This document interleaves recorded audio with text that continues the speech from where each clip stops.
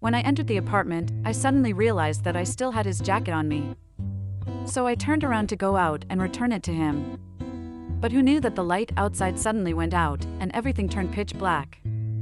I accidentally twisted my ankle while wearing high heels. Ding! Wisnovel reminds you to click the subscribe button in the bottom right corner to read the complete novel. I fell to the ground, and the next second, Caden picked me up in his arms. Are you okay? Let me take a look. Caden carried me into the apartment and placed me on the sofa, carefully examining the place where I fell just now. Ouch, it hurts. He pressed on my ankle, and I couldn't help but cry out in pain. It seems like you sprained your foot. He gently touched the area. Do you have a medicine kit at home? I pointed to the cabinet behind me. He took the medicine kit and carefully placed my foot on his leg. I'll spray some medicine for you. The cold medicine was sprayed on my ankle, and Caden pressed his palm against it, gently massaging. If it swells up tomorrow morning, I'll take you to the hospital. Caden lowered his head, his expression serious. His profile illuminated by the dim light in the living room, showing a tenderness that couldn't be described. In that moment, I was a bit bewitched and leaned in, kissing his lips. I felt Caden stiffen for a moment, then he kissed me back. He murmured, this time, it's not because of being drunk, right? I didn't say anything, just reached out and hooked my fingers around his neck. Caden kissed and sucked on my lips, his movements delicate and gentle. His tongue skillfully pried open my teeth, capturing my tongue and sucking it hard, sending a tingling sensation down my spine. Unable to resist, I moaned, and Caden's hands roamed across my back. Just when I thought he was going to take it further, he suddenly let go of my lips. Sybil, your foot is still injured. His voice was mixed with a hint of desire. I breathed heavily and nodded. He kissed my forehead and then got up, carrying me to the bedroom. Change into your pajamas and have a good night. After Caden left, I gradually fell asleep. In the original novel, there wasn't much description about Caden. He and Mason are half-brothers. Although they are not close, they don't have any conflicts either. It is destined that Mason will inherit the Wise group. Caden has never coveted it. Even without the Wise group, he has his own business. But I didn't expect that Caden would intentionally say in front of Mason that I am his girlfriend. According to the plot, Caden is not the kind of person who would go against his brother for a supporting female character. After a good night's sleep, the pain in my ankle had faded away. After a simple wash-up, I looked at the closet full of clothes and jewelry and made a decision. I brought some boxes and packed everything up, then took a taxi to Mason's villa. When Mason heard from the butler that I had arrived, he came out to greet me, which was a rare sight. Are you planning to come back? Mason stood with one hand in his pocket, unable to hide his joy in his eyes, but his tone remained as domineering as ever. I wiped the sweat from my forehead and made Mason's favorite expression, word by word. All of these, I'm giving them back to you. I watched the joy in Mason's eyes quickly fade away, replaced by anger. He took a step forward with his long legs, grabbed my chin tightly with his hand, and his voice turned as cold as an ice cellar.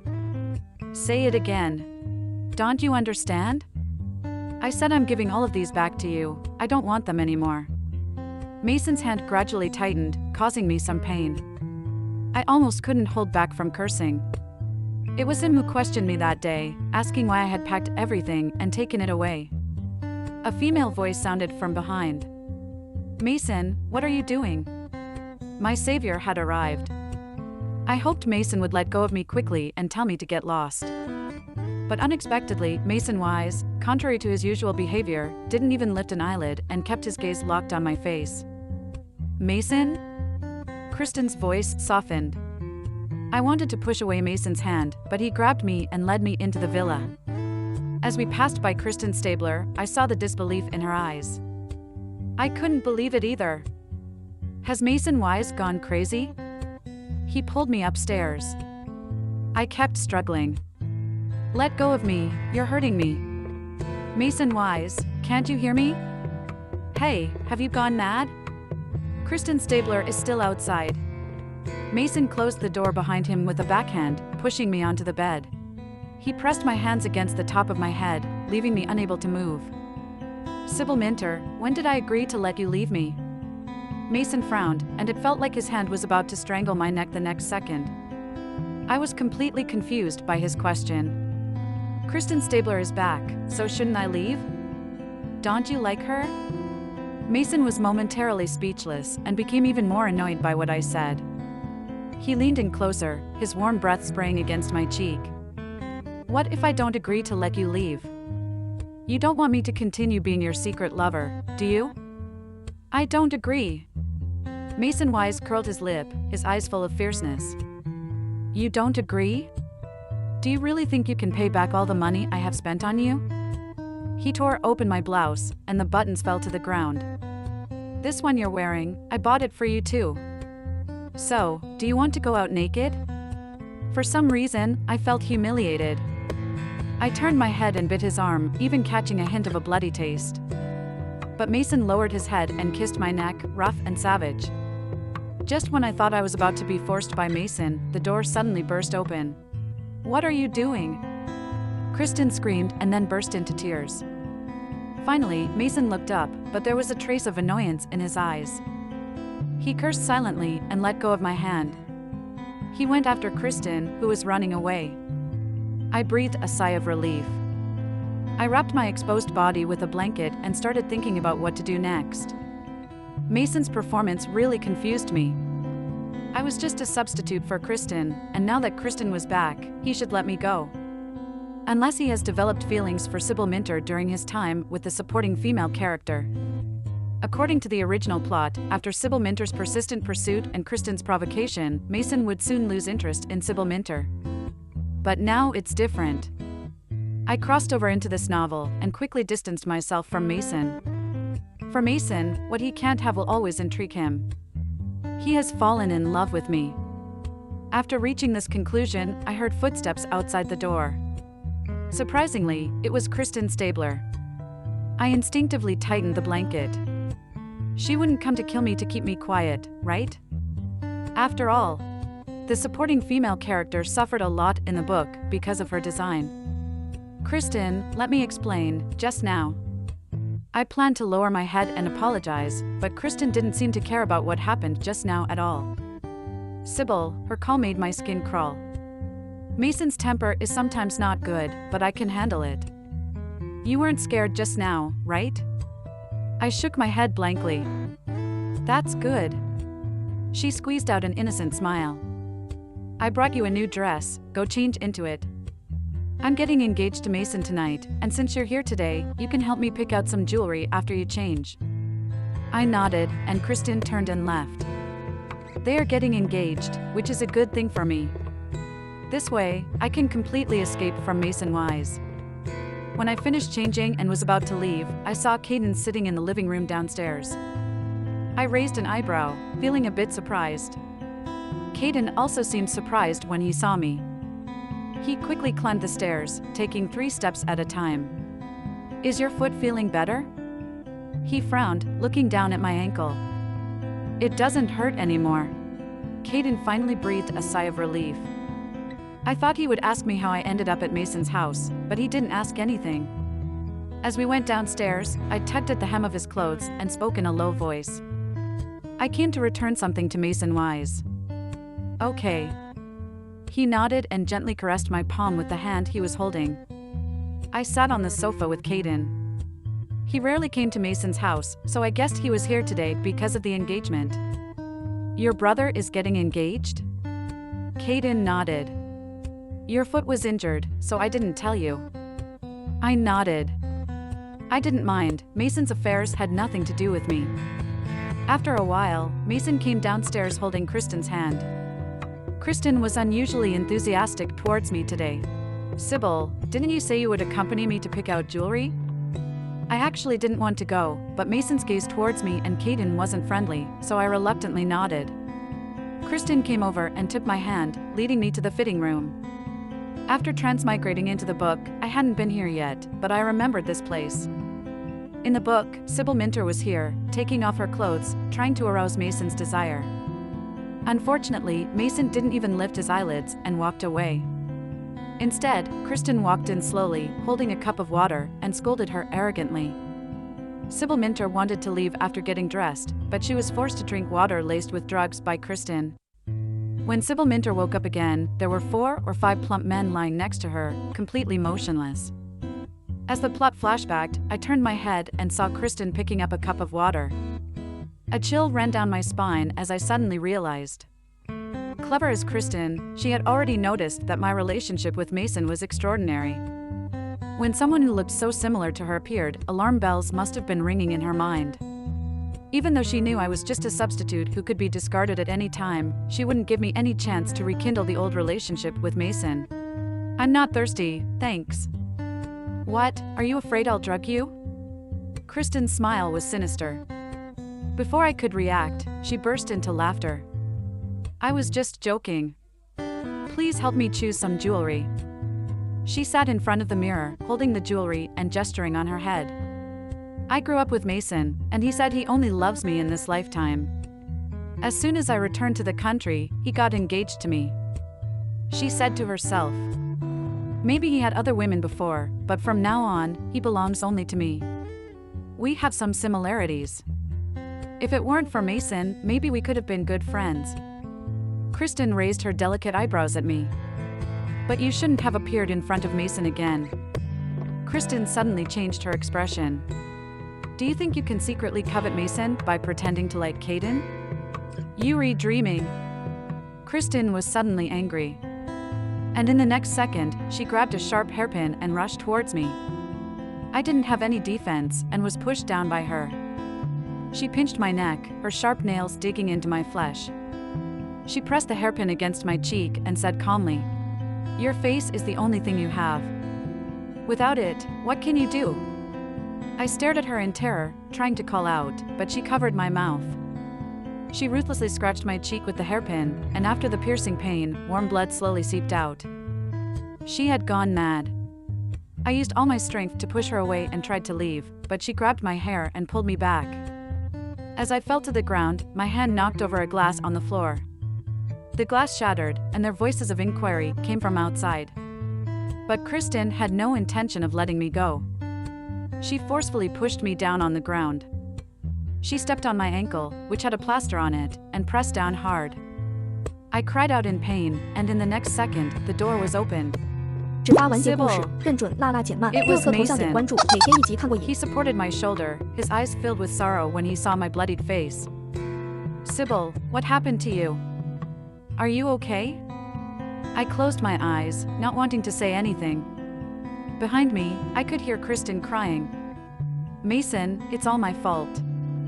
I was holding the hairpin and accidentally fell, poking Sybil's face. Mason didn't move, trying to lift me up. Mason! My foot, it hurts so much." Kristen cried out, as if her foot was really injured. Mason paused for a second, and in an instant, he was pushed away, and I was lifted up by someone. "Sybil, I'm sorry for being late. I just went to buy chocolates for you." It was Caden Wise. I raised my hand and weakly placed it on his shoulder, unable to hold back my sobs anymore. Chocolates, Caden actually knew about Sybil Minter's anemia, and he would always have a few chocolates with him. Blood continued to flow from my face, and my heart felt as if it was being squeezed, aching and bitter. After merging with Sybil Minter, I had her memories and felt her emotions.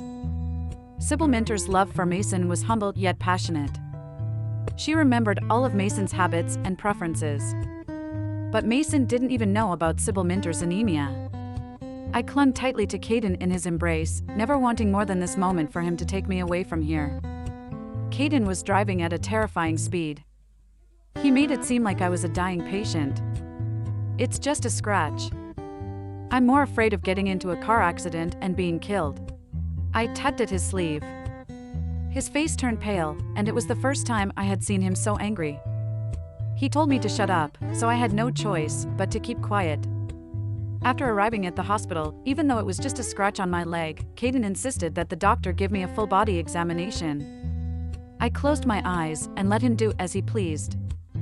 The examination results showed only superficial tissue damage and minor bone bruising. I lay on the hospital bed, half opening my eyes. "Caden, you wouldn't be like your brother, liking my face, would you?" He got so angry that he jumped up from the sofa and took a step towards me, leaning down to kiss my lips. Sybil Minter, I know it's late for me to say this, but I love you. I loved you long before Mason met you. I was a little stunned.